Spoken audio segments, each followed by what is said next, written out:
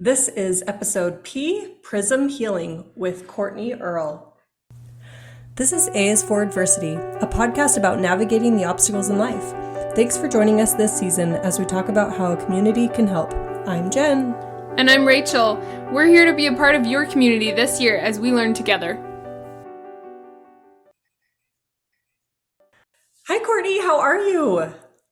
I am great. Thank you so much for having me. Yes, it's a delight to have you. Courtney is one that I met through the Daybreak Business Networking lunches, and so it's been great to connect with more people and have them on my podcast. Would you introduce yourself a little bit to me and my audience? Yes, I am a lot of things. I am an art teacher. I am a emotional and energetic healer, and I am practicing spiritual and emotional healing in many different forms. And so I started Prism Healing to kind of be an umbrella to all of the many things that I do, trying to learn more about divination, shamanic practices, ancient healing practices, modern healing practices, all things healing. Yes, that's so great. And like many people that I've met, you're also a mom entrepreneur. I am. So I'm growing my business while I'm growing my little tiny humans. So I feel like my business is still a very much a baby business, my little baby. And she's just, almost about to turn a year old and very teeny tiny still. So my kids are starting school this year. They're all in school for the first time. And so I'm hoping, this gives me an opportunity to focus more on this baby. Yes, that's so great. I love that. I love that comparison. So, what does community mean to you this season? That's the topic I've been focusing on, and I was curious what you thought about that. Community has been a huge study of mine for the last couple of years because I joined a group called Nourishing Kin, and our whole premise was to create a community, like-minded people who are all looking for belonging, looking for just kind of where we should be and who nourishes us and things like that. And we discuss a lot about community. We read the book in kind of a side book club that we kind of have. We did a year-long study on root and ritual, which has a lot to do with belonging and community and just kind of what it means to be there for each other in the most authentic ways. And so a lot of what we talk about is just learning how to break down the walls that we build between each other, even Mm. inadvertently, not knowing it, but we build these walls and we are trying to bust down those walls and be more authentic, more available, and even more focused. A lot of us tend to overextend ourselves in community. We try to be a part of every community and all the communities and school mom communities and book club communities and all the communities that can possibly be. And so just learning how to say there are direct focus to what we want to spend our time and energy on and what is most valuable to us and what is going to bring us the most sense of authenticity so that we can focus our energy on that. That's so good. I love that. I feel like I haven't really thought about that concept a lot, but it's true. If you care about everything, you don't really care about anything, you know? So if you really focus your efforts, that you're focusing on what really matters and what's important to you. So that's great. So is that the group that you went on your trip with, or was that a family trip recently? So that's my other issue is I have way too many communities. No, I didn't do that. We tend to do like Wheel of the Year events with Nourishing Kin, which has been awesome. And they've started their own kind of Facebook and their own kind of thing to kind of bring people in. So we're sort of a like-minded group because we wanted to connect. We wanted our community and belonging to connect to the land. And so we kind of bring in our own kind of what are our roots? What are our ancient roots from? A lot of us are from Northern European ancestry. And so rather than trying to feel like we want to connect with maybe what the indigenous peoples practices here on this land, understanding that this is their indigenous land and that we ourselves have a connection to our own indigenous homeland, which is usually Northern European ancestry. So one of the things that I did recently is I went on a pilgrimage to England to kind of reconnect with that part of me. Like, where do I come from? What are my people people's practices and things like that, rather than maybe culturally appropriate what maybe the indigenous people do here. This is their homeland and this is their motherland, and like where does my ancestry come from? So I went and did a pilgrimage to all of these sacred sites, learning about the healing practices of the Druids and the Celtic people. And that was incredible. I hopefully have brought back a lot of what I've learned and can use that in my practice at Prism Healing. So Yeah, that's so interesting. I feel like I haven't thought about the identity part of traveling because for some reason traveling hasn't really stuck out to me, but giving this spin on it of identity and where you come from and belonging, that just opens up a whole new door and just things to think about. So that is so interesting. I really appreciate you sharing that and talking about belonging and how that relates. So why else do you think we don't belong sometimes or feel like we don't belong? that is a really good question because we've dived into that so thoroughly and talking about a lot of us it came from other ancestry. So we are not indigenous to this land in North America. We call it Turtle Island. If you've read Braiding Sweetgrass and talk about like this is Turtle Island. And she's our adoptive mother because she still takes care of us and she's here. We're here living on this land. But for a lot of us that are dealing with our generational trauma, generational healing, we come to understand that a lot of us that came from other lands, we sort of have one foot on the boat still. And Mm, we don't even realize we do until we recognize that we do. Like, do we belong here? And by belonging, meaning like on this land, do we feel like we've integrated ourselves with it? Or did we feel like we came here just to master it? And so we're kind of decolonizing ourselves before we do the work of decolonizing, like what our ancestors probably did, which was come here and be like, this is mine, and this is my land, and this is what I'm going to do with it. But just trying to kind of reverse the clock on that and say, okay, what does it mean to actually belong here? What does it mean to belong on this land and be apart from our homeland or our motherland? Kind of explore that throughout a lot of the things we've done. We also talk a lot about belonging in the sense that in a community with each other, we tend to have a sense of kind of masking up, especially in Utah culture. I mean, I've been a lot of different places, and I find it to be very prominent here, if you will, that in Utah, we tend to have a culture of performing, in mm. that a lot of us are performing goodness. And if you are always performing goodness, you cannot totally authentically connect with each other. Mm. So again, the healing work that I do is helping people to understand that all parts of themselves, whether we call it good or not, and I don't really believe in good or bad, that's just my personal philosophy, but getting in touch with our shadow selves are all complete and whole selves, and all the sub personalities that make us the whole person we are is also being able to show up in relationships with others as our full selves and to be like, here's me, here's the mess, here's what I'm good at, here's what I have to offer, all the parts of us, and being totally authentic with each other. And I think sometimes we don't even realize that we are performing when we are in relationships with others, especially women. We tend to perform for each other, like, look at me, I'm a good wife, I'm a good mother, I'm a good everything. Well, what if sometimes you're just not? Right. And that's okay too. Like, what if you did yell at your kids this morning because you were really frustrated? Well, I mean, if we all kind of admit to doing that from time to time, we can connect with each other and maybe even help each other. For sure. So tell us about Prism Healing. How did this come to be and when did this all get started? So for me, I've been interested in this kind of work for probably all of my life. My mom is an avid reader. She loves to read all kinds of things about spiritual and self-help and psychology and young. And I mean, we have family discussions that just go deep, deep, deep all the time. But Yes. I was a teacher early in my youth. I was an elementary school teacher, and while I loved doing that, I started having my own children.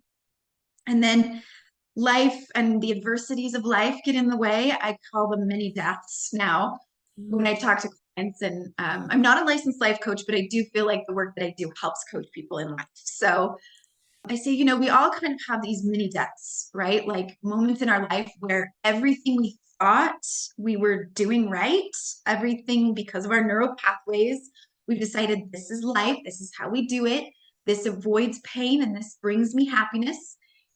At some point, those beliefs become challenged, right? Like something external happens.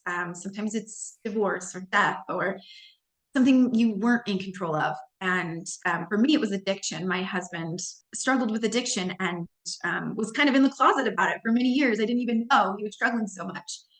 And when that all came to light and he was trying to recover, and of course, there's a lot of struggle, relapses. I mean, just a lot going on in our family. And I had just given birth to twins. So that was all happening at the same time.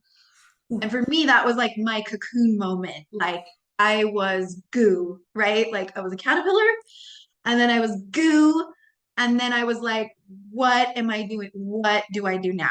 Like, what? I have no idea. All the things I thought I was doing right in life, I was now challenged with all the triggers of like, wait, that didn't work.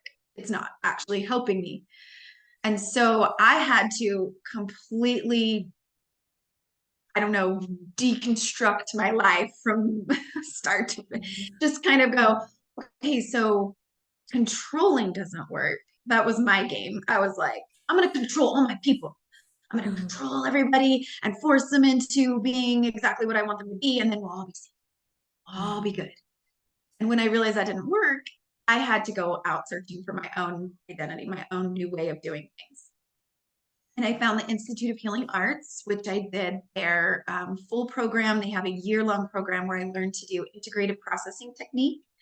And that is where you use the energy of color to work through your emotions and work through belief systems. And the idea of that process is to move out what no longer serves you and to replace it with what new way is going to work and or what new way you can live life and raise your vibrational energy. And at the time that I was doing that, I started studying Reiki, which is healing energy, and became a certified Usui Holy Fire Reiki master. And I just started combining all the things I was learning about the ancient ancestral practices of the Celtics and the Druid people. And I'm going to continue that line. And as I study more of that, and as I piled that on, I decided I'm going to start Prism Healing. Prism is another word for like colors, rainbows. As you can see as an artist, those of you listening can't see, but you'll have to book an appointment with me. Come and see my art room. Yes. And you can see behind me here that I already love art. I already love teaching art. So for me to incorporate the healing energy of color into doing art just made sense. It was like, this all works. This all flows together. And I can help people work through their mini deaths, or hopefully, even if they're not having a mini death, maybe they just need some healing work anyway. They can come to me and I can help associate whatever is going on in their life, whether it be a physical pain or an emotional pain, and help dig deeper into what's going on, what belief systems are there, and what neural pathways do we need to start working on reprogramming. That's beautiful. I love the marriage of healing and art. That is so great. I feel like we're kind of process oriented, and so just working through that, especially when we can use our hands or, just have a concrete way to illustrate what we're going through. And I agree with you too. The mini deaths kind of resonated because I've thought recently that life is full of all these layers and I didn't even expect all these things. And like you said, it just keeps changing and all these things come and it just is so dynamic. So that's great. And since you're an art teacher, your classes are for all ages? I have weekly lessons for students age 5 to 12. And so I do those every Tuesday and Thursday after school. And I incorporate all of the healing work that I've learned into, I call it Mrs. Earl's Art and Story Time, because I love to incorporate stories into, being a teacher. That's just part of who I am anyway. But I love collecting stories, and stories are such a great way to get a concept across to any age, like wanting to learn more about yourself, learning to witness things about yourself. So I use a lot of mythology, folk tales, folklore from all over the world. And we use those as kind of inspiration or Sometimes it's just something that we do at the beginning of each lesson. And then the students get to do their artwork. And whether it's just learning to be creative or it's learning to work out their shapes and colors, they just get to build confidence and they get to kind of use art as a metaphor for life. Like learning to work through things that are difficult, learning to embrace yourself, learning to embrace your art and your creativity as beautiful and wonderful just as it is, and that it doesn't have to look a certain way and it doesn't have to be a certain way. And there's no such thing as good or bad art, right? Yeah. So I do that. And then I also have once a month workshops for adults that I do a healing through art, integrative processing technique process. I just turned it into a group session and we paint. Yeah, that's so great. Thank you for sharing more about that. How do you feel like healing benefits us as we start to connect with others? Why do you think that needs to happen before we can really connect? I think that healing above anything is just learning to witness yourself. That was one of my favorite quotes that someone gave me. Letha with Essentially Awake, I did one of her workshops, and I have to credit her because she's the one that said this. She said, healing is not fixing yourself, it's witnessing yourself. And I feel like in order to dig deep into your own shadows, your own parts, any part that triggers you, any part that, if someone were to say, you are a blank, and you would get triggered and be like, no, I'm not, like get really upset. But exploring that and being like, what if I am? What if I am that? And if I am, does that mean I'm still good? Does that mean I'm still worthy? Does that mean I'm still good enough or lovable? And really being able to face all the parts of ourselves and love ourselves is kind of like putting on armor and being like, well, now I'm like Wonder Woman who's walking through the battlefield and like nothing can hurt me, right? Like absolutely nothing anyone says or does, or however they think about me, can actually affect me if I already know those parts about myself and I love myself. Yeah. So I know that's kind of an idealistic place to be, but that's what I want to help people to understand about themselves so that when they're out in the world, they can authentically connect with each other without any pretenses, without any masks, without any performances. Just here I am, here's all of me. That's great. I love the visual of armor because it's all there. It exists, but it's what you've accepted and you love about yourself, and you're okay to show up in the world and be with other people. So that's great. Is there any other adversity you've encountered, especially as it relates to like starting a business? Because I know that's not easy. Yeah, every day, probably. Right now, it's just like my own focus. Like my kids are finally in school. My kindergartners just started yet like last week. And so I drop them off at school and then I have to be like, okay, now I'm hoping that my days are filled with more clients, booking appointments with people who want to do sessions with me. It's kind of hard because I just hop during the day when they're at school. And so if people work, that's, kind of working around those schedules is hard. But just kind of trying to be like, okay, let me make really good use of this time. Let me sit down and be creative. Let me write some things. I can do some blog posts on my website. I can do some live videos. One thing I love to do is just like share. I love to just share whatever it is I'm learning, whatever it is I'm going through. I put it out there on social media. And I figure if at some point I get some followers, I'm kind of like slowly building that, like I want them to know what I know. I want them to see what I'm learning and see what I'm doing, and just making good use of that time. My kids are out That's so of good. school. Yes, I love that you're willing to share because it's so true. We learn from each other, and that might spare us a little bit of adversity seeing what other people have done and experienced. Of course, it won't eliminate it, and we'll learn our own lessons, but it's good to then share that with others. So, how else can people get in touch with you? You mentioned sessions. Do you offer free sessions, consulting, so that you know if it's good fit, or how does that work? Yeah, I always, if a new client is coming to me and they don't really know what I do or understand what it is, because a lot of people who book with me, they've had experience and want what I have to offer. But if there's anyone who's ever like, I don't know what you do, and I don't know if it's something I want to do, I am happy to schedule just a meeting just a time when we can get together and just I can show you what I do. I can tour you through my home and all of the rooms that I use for different things. So that is always an option. And that's just by getting in touch with me and we'll book a time. On my website on prism-healing.com is my website. And there I have a list of all of my services. And I also have a page describing each and every service that I provide and what they are, what they do, how long they take, things like that. So if someone was just curious and wanted to read what I have to offer, what's the difference between an IPT session and a Reiki session, they can read through that. I also have my Instagram that I share everything that I do, and I do videos kind of explaining things too. And that is at prism_healing on Instagram. Got it. Yeah, I know it's hard when those handles are taken. So, thank you, Courtney, for your time. I really appreciate learning more about you and Prism Healing. Was there anything else that you wanted to share with my listeners? I just hope to see you at some of our events. I post on my social media anytime that I'm doing free events or anything like that. I have a collective, a group of other energy healers, and we're all doing a pray drumming event at the Salt Flats for Maui. And we're doing that on 9/9 at 7 p.m.